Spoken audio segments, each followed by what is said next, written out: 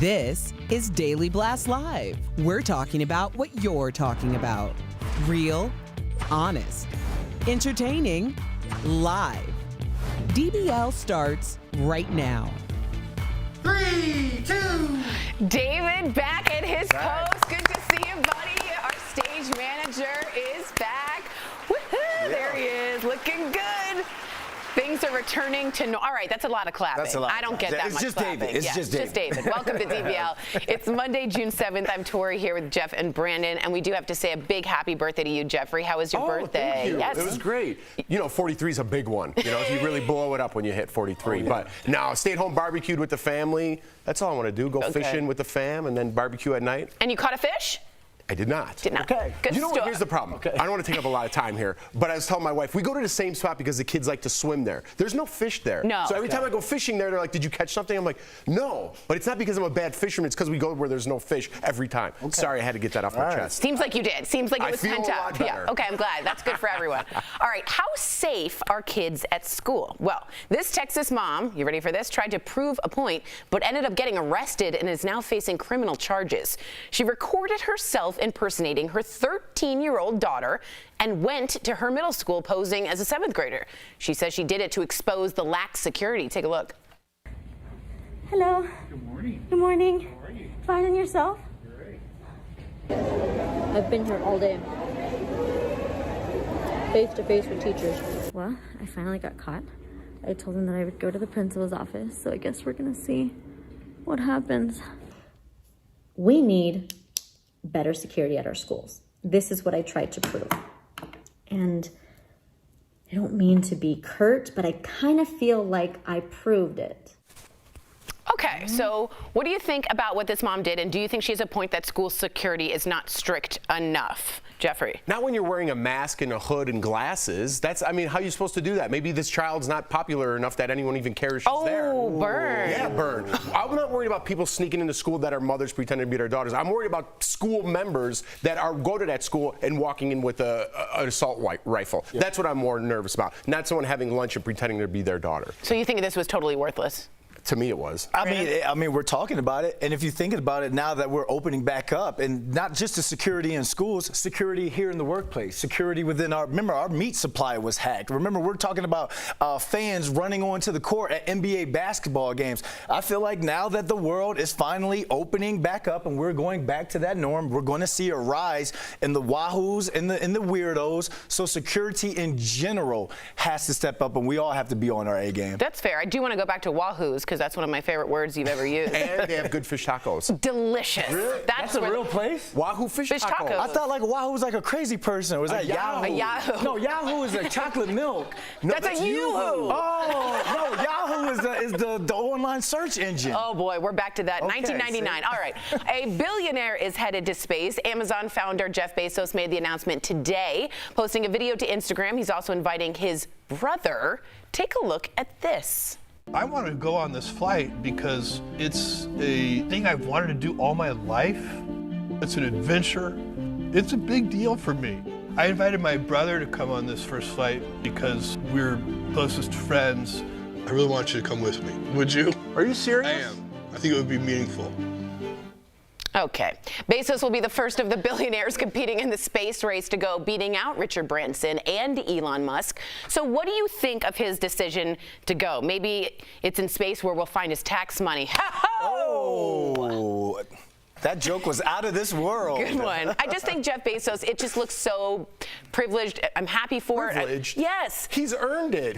What is left for him to do? Give back to the United States of America? He earned it. He doesn't have to do anything. He could buy a car whenever he wants. He could give $1 billion back. Does he? He could, and I'm sure he does. He doesn't. The man is very little philanthropy, and he doesn't give a cent in Amazon taxes. And I have a So you want him to give all of his earnings away? No, I want him to pay a fair share. And I think this is like, I'm going to take my brother, my family. It's very like, to me, nepotism. You can have an auction to go, and right now the bid is at $2.8 million. You go up for a little while and you get to see space, but this rubs me the wrong way. Well, it doesn't rub me the wrong way. I think it's cool, and you have nothing left to do when you're a billionaire. You got to find new things to do. Yeah, I mean, I'm with you, Tori, on that. Yes. Does the man need to pay more taxes and all? Or any. Do I have to look into his books for me to come out and say that, because I'm not his accountant? Yes. But at the same time, when you're rich like that, what else are you supposed to do? It's not like you can't go hang out and do what normal people do. The next thing to do is to go to space. I'm happy that he's making space exploration. I'm happy that we're going there. I just don't know if he's the representative I most wanted to see there as the person who's a regular civilian going, when I don't think he's really given back much to this America that he's used for his gain. Oh, I feel you here. Okay. I'm going to change gears a little bit. Yeah. Why aren't, like, astronauts more famous? For real, why aren't they more celebrities? If someone's really, really good at pretending to be somebody else, aka the actors and actresses, we put them way up here on a pedestal. Why not somebody who went to the moon? I'd be like, dude, I want to know more about your brain. It's the NASA brand. I think it's because of the NASA brand. Because remember how they ignored my question. No, I'm telling you, because of the NASA brand. They're not putting them out as astronauts. Remember, there was so much beef with NASA, and people were so upset because it was like, hey, we went to the moon, 50 years ago with the technology of an iPhone. Why haven't we been back? Now, Elon Musk has sent a Tesla into the universe. That's a lot cooler than your everyday NASA, exploration, and we do have a correction. Amazon paid nothing in 2018. Is that correct? But 1.8 billion last year. So that's good news for that. It's not his fault that he's taking advantage of the way America set up their tax system. It's not his problem. He didn't invent that. He's just taking advantage of what is given to him. I'm not saying it's his fault. I'm saying, in my feeling, it's his duty to give back after what he's gained from this country. So your parents are well off. Should they move into a smaller house and give money back to charity? No, but should they pay their fair taxes? Yes. That's a good point. Would they go to space? No. Can you imagine space? Oh my God. Okay, we have to give a big DBL shout out to this rat named Magawa. Yes, please take a look. This is Magawa. He has been honored for his work helping to sniff out landmines in Cambodia. There's his tiny little medal. He even got this tiny, there you see it right there along his neck. He's also retiring after 5 years. In that time, he is credited with finding 71 landmines and 38 unexploded bombs. Now, they use rats, they said, because they are so lightweight and they have a good sense of smell and they're very fast. So they can clear a tennis court size in the same time a person takes 4 days, they can do it in 30 minutes. And if one blows up, people are just like, who gives a rat?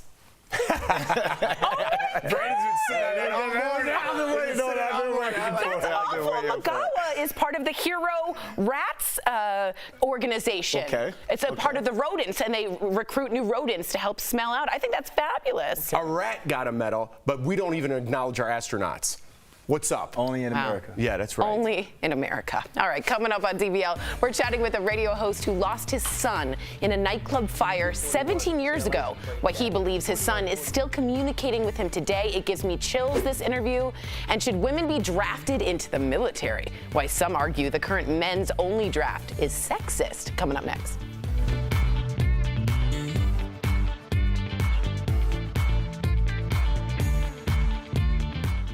Closed captioning provided by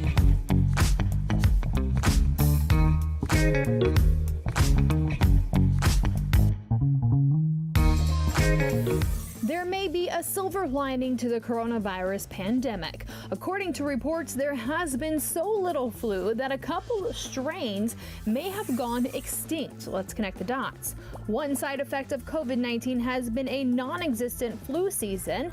Experts say everything we did to stop COVID, face masks, social distancing, school closures, more hand washing, also helped flu cases drop to historic lows. According to Stat News, it's not just that we haven't had a lot of flu cases, but also that 2 strains of it were not reported anywhere.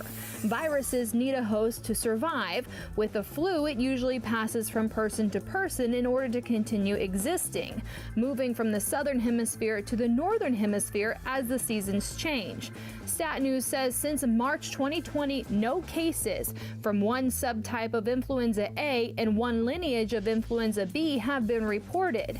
Now, just because no cases were reported doesn't necessarily mean they are gone, but it is a good sign. Experts say it could make your yearly flu vaccine more effective. Each year, the experts have to figure out which strains will spread and make a vaccine using that educated guess. With fewer types of flu to pick from, there is a greater chance that educated guess is right.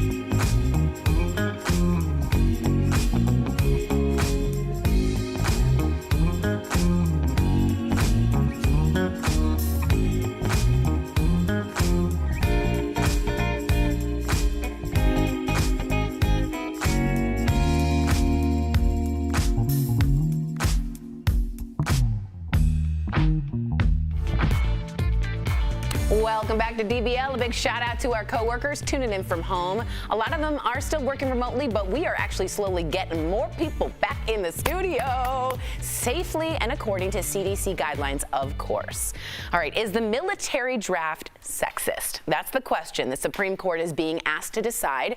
Now, if you didn't know, men are required to register for the draft at 18, but women are not. Some say that sex discrimination, men who don't register face a felony punishable by a fine and 5 years in prison, but women face no penalties. So is that fair, and should women be eligible for the draft? Go to dblvote.com. Tell us what you think. It's going to be right here below as we speak. Brandon, what do you think? On my honor, I would do my best to do my duty to God and my country. Now, understand that's the Scouts' honor, but there are Boy Scouts, there are Girl Scouts. Now, when we talk about the ultimate sacrifice and laying down your life for your country, that shouldn't exempt men, women, trans men and women, because there shouldn't be any type of restriction to that. So I'm not going to go and play that line and say, oh, it's sexist or not, but if women should be able to be part of the draft? Be part of the draft. Wow, yes. strong take. What do you think? Because you're big on female empowerment and all that. What do you think? I completely agree with Brandon. I 100% think it's sexist that they're not in the draft. I think if you're going to have a sex protected as a class, as a gender, you can't have it both ways. They gotta be able to go.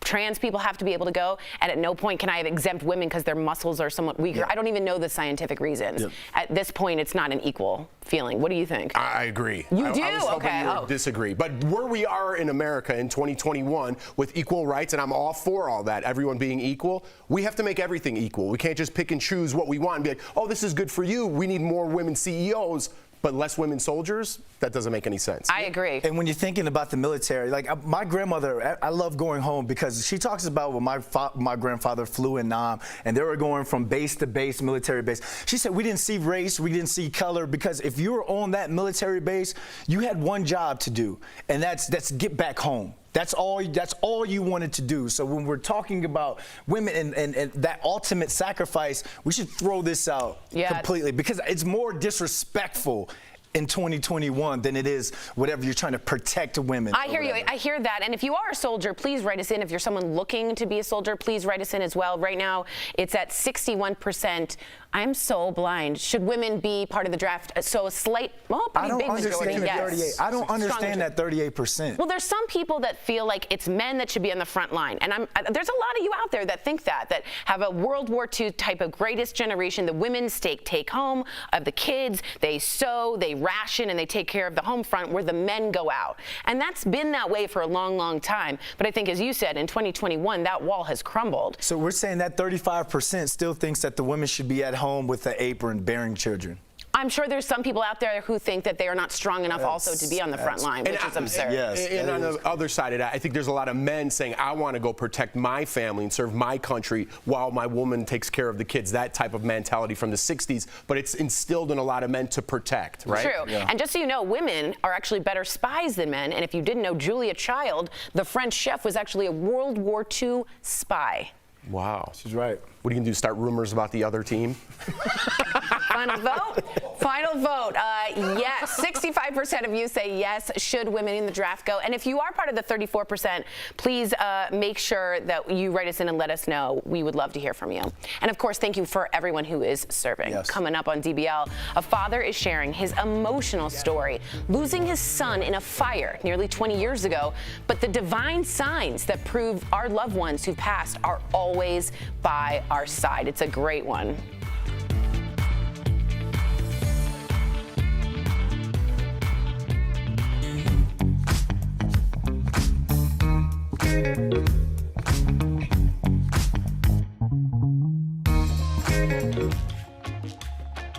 After a year of canceled trips and blown plans, 2021 is all about making up for lost time. And with the weather heating up and pools opening back up, what could go wrong? A national lifeguard shortage.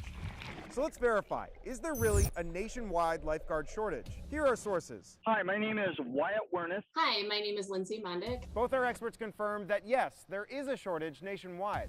A lack of interest, the pandemic, the halt to the foreign exchange, people aging out, all these are the perfect storm Our two experts say that many areas rely on foreign exchange students here with J1 visas. Just look at State Department numbers from the last 5 years. You'll see that they dropped by about 83% in 2020. That's because President Trump suspended new J1 visa applications at the start of the pandemic. It just expired in April. Typically, we have a lot of overseas staff that come to patrol our beaches and our water parks in the summer. And because of the pandemic, those staff are not available to come over on their visas. So we can verify that nationally, as a whole, yes, there's a lifeguard shortage. But whether or not your local pool is going to be affected depends on where you live. Glad summer's finally here. This is Evan Kozloff with your Verified.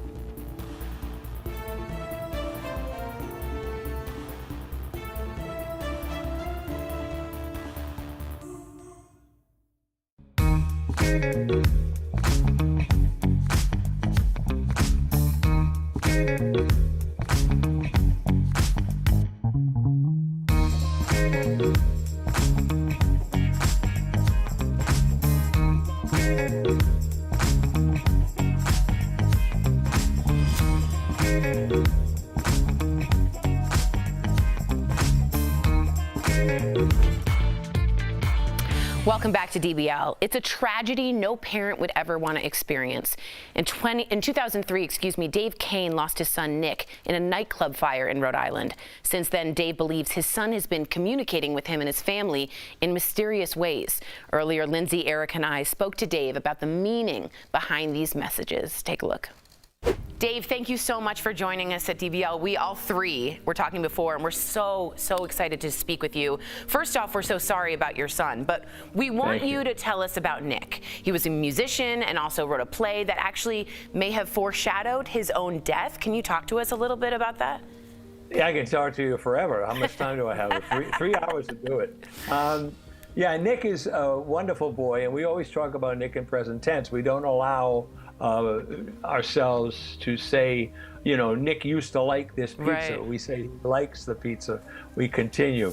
As you mentioned, a year before he passed, he wrote a play called They Walk Among Us. The play is about teenagers who die and come back as angels. Wow. And beginning the day after the fire, we started to get signs from Nicky, not all, but many, around the number 41. This was his number. Nick loved 41. He'd get in the car with me and say, Dad, look, it's 241. And we'd see a license plate, Dad, 4141. We didn't know what it was. We couldn't figure it out. When he passed, he was 18 and 23 days, 41. The station nightclub is at latitude 41.41. Wow. The fire call box at the station was 4414. And on the cover of my book is a sketch of Nicky from a videotape we found a year after he passed. And in the videotape, his mom's holding him. He's about 4 months old, and he has a little baseball uniform on, and the number on the cap is 41. Wow. So when did you first realize that Nick might be trying to communicate with you? The morning after the fire, I did talk radio for years, still do it, and the morning after the fire, I got a call from a medium who used to come on my show and do readings.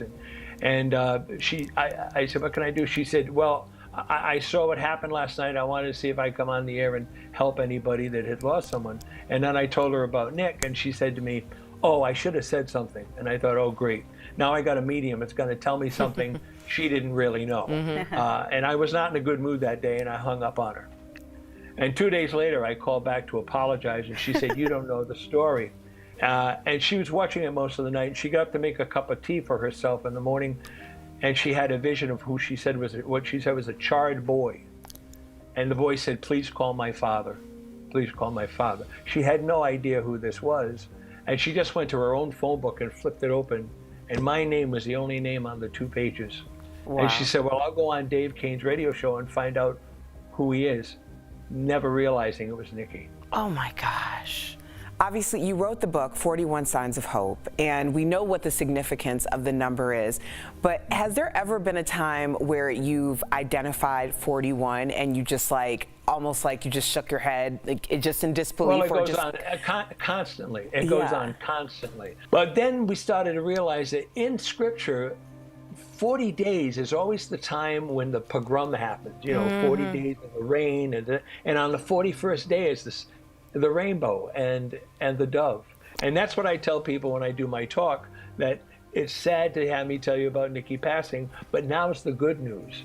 because now I can tell you that he's right here. And your loved ones are here. This is the most important part. Your loved ones are here. And when it's your turn to pass, you'll be fine too. All right, some people watching, Dave, might be thinking, okay, these are just signs, they're just coincidences, nothing more, as you said, or that your son is communicating with you is sort of unhealthy in that way of like not letting go of that grief.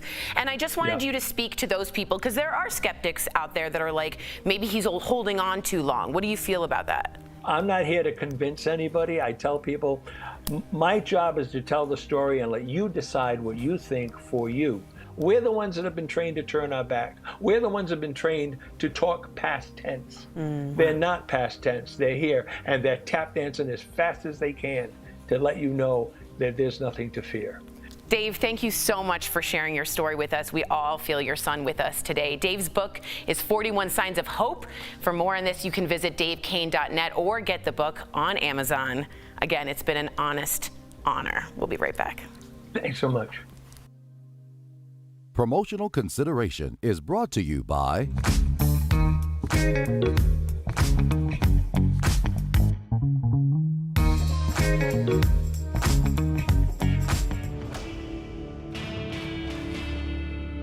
Lately, there's been a lot of talk about cicadas.